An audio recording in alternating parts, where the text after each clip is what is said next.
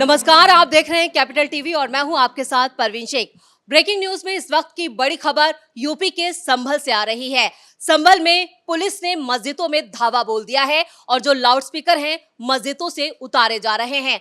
Loudspeaker उतारने को लेकर मौलाना गैंग के बीच हड़कंप मचा हुआ है।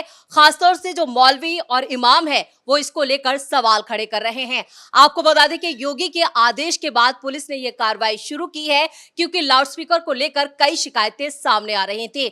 और इसी खबर पर ज्यादा चर्चा के लिए मेरे साथ जुड़ रहे हैं मेरे सहयोगी अखिलेश।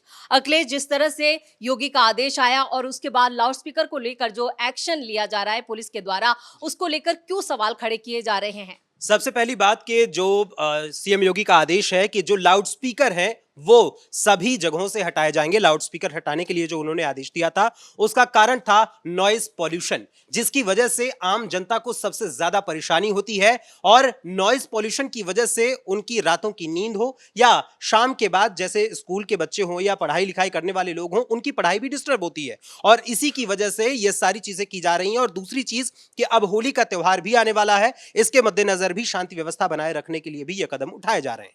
दूसरी चीज कि जब संभल की पहले हम बात करें तो ये संभल में क्या हुआ है कि संभल का एक वीडियो वायरल हुआ है कि जब सीएम योगी आदित्यनाथ ने यह आदेश दिया कि जो लाउडस्पीकर हैं जो बहुत ज्यादा आवाज करते हैं उनको मस्जिदों से या अन्य जगहों से हटाया जाए, उनको लेकर जब संभल की मस्जिद से लाउडस्पीकर को हटा दिया गया तो मौलवी साहब पूरी तरीके से संभल की मस्जिद के ऊपर ही चढ़ गए और वहीं से अपनी अजान देने लगे।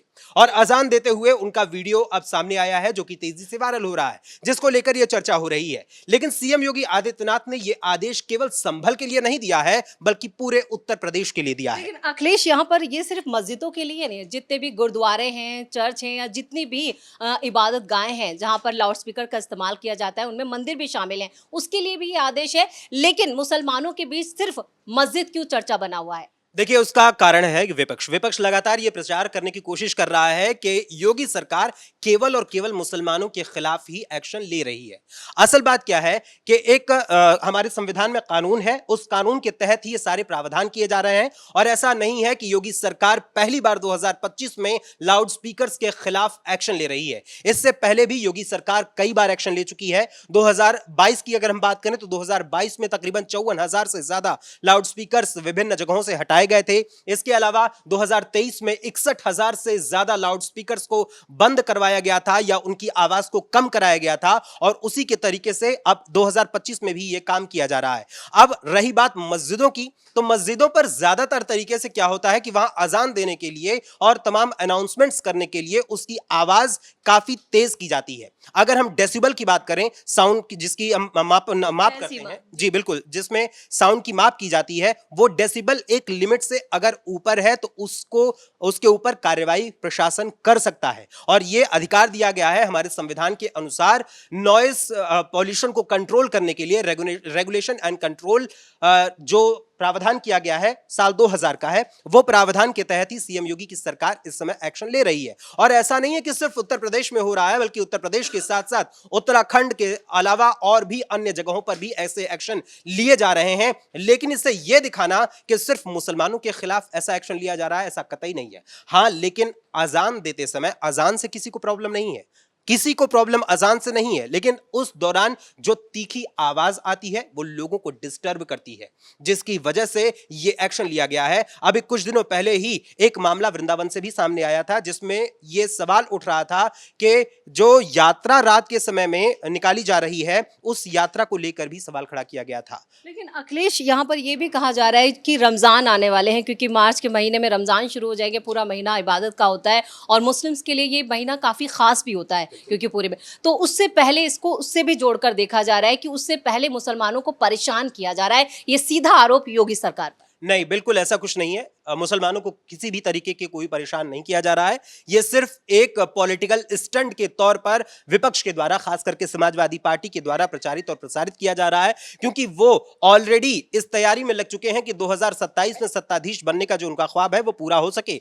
इसीलिए वो जानबूझकर मुसलमानों को सिर्फ भड़काने के लिए ऐसे बयान दे रहे हैं। मौलवियों की तरफ से भी कोई बयान ऐसा नहीं आया है। उन्होंने इस चीज को सहर्ष स्वीकार किया है और कई मस्जिदों से तो मौलवी और मौलाना जो है उन लोगों लोगों ने खुद अपने जो लाउड स्पीकर्स हैं उनको हटाए हैं, और कई जगहों पर लाउड स्पीकर हटाए नहीं गए हैं बल्कि उनकी आवाज को कम किया गया है, यानी कि जो डेसिबल की पावर है वो कम की गई है ताकि लोगों को परेशानी ना हो। कई बार ऐसा होता है कि इस जो लाउड स्पीकर्स होते हैं उनके जरिए तमाम तरीके के अनाउंसमेंट्स भी किए जाते हैं। जो टाइमिंग है, टाइमिंग को लेकर सबसे ज्यादा सवाल उठाए जा रहे हैं। जैसे मैंने कहा कि रमजान आने वाला है, उससे पहले इस टाइमिंग पर सवाल खड़े हो रहे हैं। देखिए, बोहर का समय होता है, सभी जानते हैं कि 5 वक्त की नमाज होती है, और 5 वक्त की नमाज के लिए सुबह से शाम तक नमाज अलग अलग समय पे होती रहती है। लेकिन सुबह का समय जो है वो आमतौर पर आम जनमानस जो होते हैं वो अपनी नींद पूरी कर रहे होते हैं, अपनी थकान मिटा रहे होते हैं, अगले दिन उन्हें अपने काम पर जाना होता है, और ऐसी परिस्थिति में तेज आवाज उनके कान में पड़ती है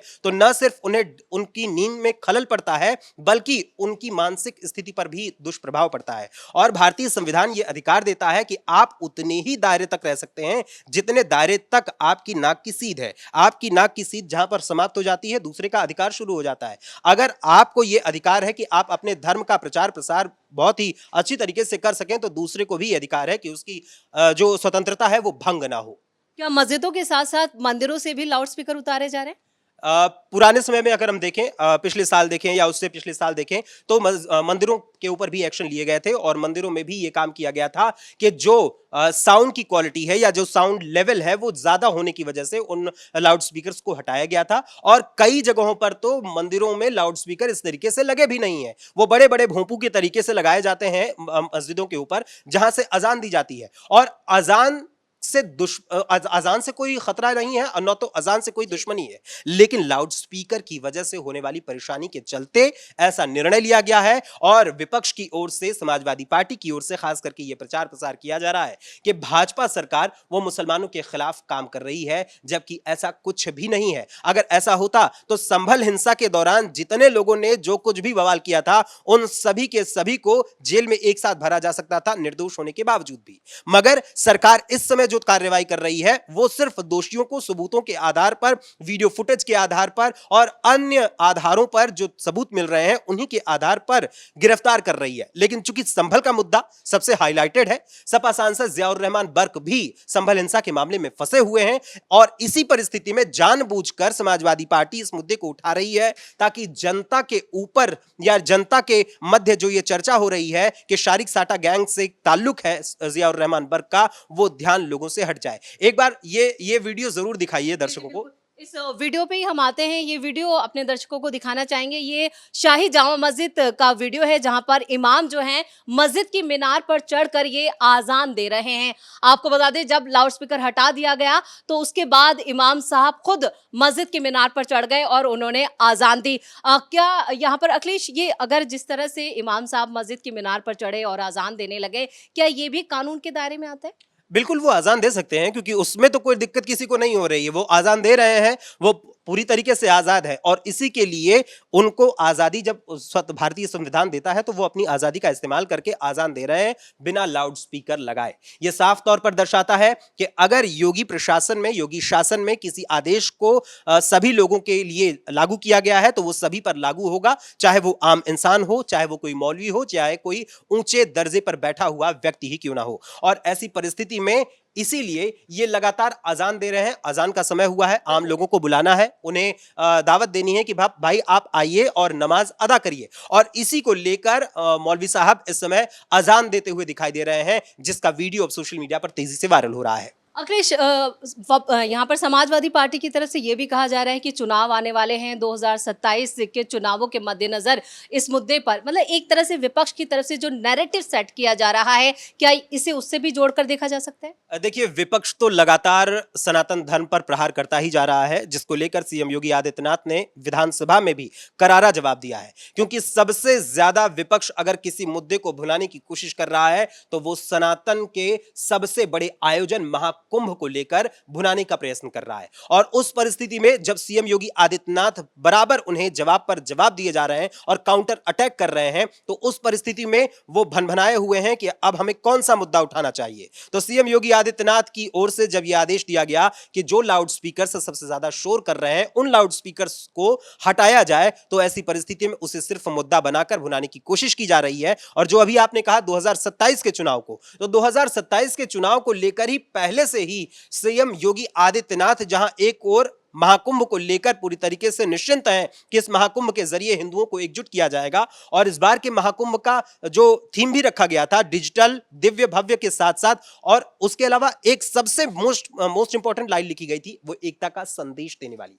और एकता का संदेश देने वाली जब ये महाकुंभ के आयोजन को बनाया गया तो इस वजह से अखिलेश यादव और समाजवादी पार्टी पूरी तरीके से बौखलाई हुई है कि वो कहीं ना कहीं हिंदुओं को जो जातियों में बांटकर अपनी वोट की राजनीति खेलते हैं वो उनके हाथ से छिटक जाएंगे और भारतीय जनता पार्टी के खेमे में आ जाएंगे। ऐसी परिस्थिति में वो मुसलमानों को भी भटकाना चाहते हैं कि भाई देखिए, आपके साथ खेला खेला जा रहा है और रमजान का महीना आ रहा है तो उससे पहले ही ये खेल खेला जा रहा है। भाई इस समय अगर नियमावली के अनुसार देखें तो रात के समय में भी डीजे आदि बजाने पर भी तो रोक है प्रशासनिक स्तर पर। 10 बजे के बाद आप लाउड स्पीकर या डीजे नहीं बजा सकते हैं, और अगर उसके बाद बजाना है तो उसके लिए पूर्व अनुमति की जरूरत होती है। अगर कोई भी आयोजन किया जाता है, चाहे सांस्कृतिक आयोजन हो, चाहे वो किसी भी प्रकार का कोई विशाल स्तर का आयोजन हो जो सार्वजनिक रूप से किया जाता हो, उसके लिए प्रशासनिक स्तर पर पहले परमिशन की जरूरत होती है। बगैर परमिशन आप रात 10 बजे के बाद एक प्रॉपर जो गाइडलाइन फिक्स की गई है उस गाइडलाइन के ऊपर की आवाज यानी डेसिबल के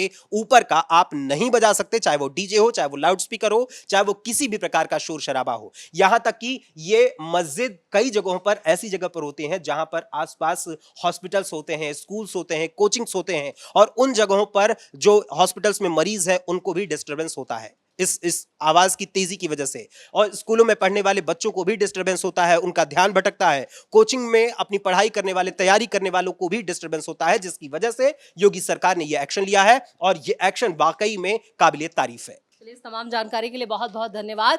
और जिस तरह से अभी यूपी बोर्ड और बोर्ड के एग्जाम्स भी आ रहे हैं, बच्चों के लिए परेशानी का सबब जरूर है, लेकिन योगी सरकार ने सिर्फ एक्शन मस्जिदों के लिए नहीं लिया है, बाकी जो धार्मिक स्थल हैं जहां लाउड स्पीकर का इस्तेमाल किया जा रहा है उसके लिए भी ये एक्शन लिया जा रहा है। लेकिन शोर सिर्फ मस्जिदों से लाउड स्पीकर हटाने को लेकर मचा हुआ है, क्योंकि विपक्ष इस पर पूरी तरह से राजनीति कर रहा है और समाजवादी पार्टी जो है वो लगातार मुसलमानों की राजनीति करती रही है, इसलिए वो इस मुद्दे को ज्यादा हाईलाइट कर रही है।